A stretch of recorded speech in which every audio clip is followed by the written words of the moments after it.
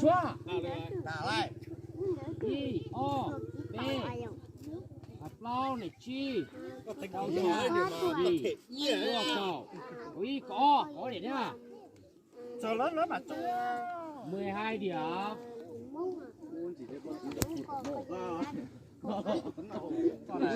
Trả được đi hết. ôi tôi tẩy rồi chữ T là tôi tẩy rồi cháu chí nào có tẩy bây giờ bố để có à phát này hai phát này giờ hắn笑了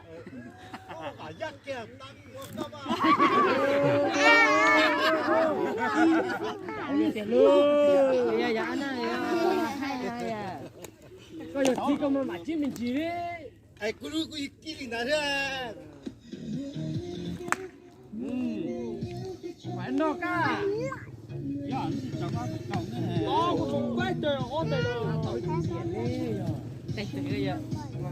có để công an báo á từ leo luôn con à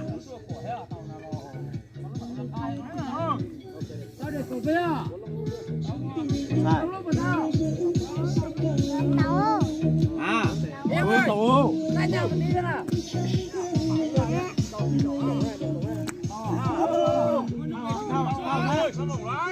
bây giờ trên nhỏ tí ra nào Ôi, giờ tôi phải giờ à.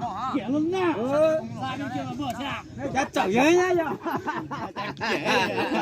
có thể bây giờ Cái gì mà nó cho lửa mới giờ kia thì hãy dành nó tọt lọt cho xe này. đây là cũng còn thế nhé là ha Cái cha sau lưng tú tệ. chú đừng về hết chú đừng về hết Rồi, tí nó không cho tiền rồi. Đây. Bây giờ tôi chụp hết thì giờ sau tiền nó tú tệ lắm bây giờ.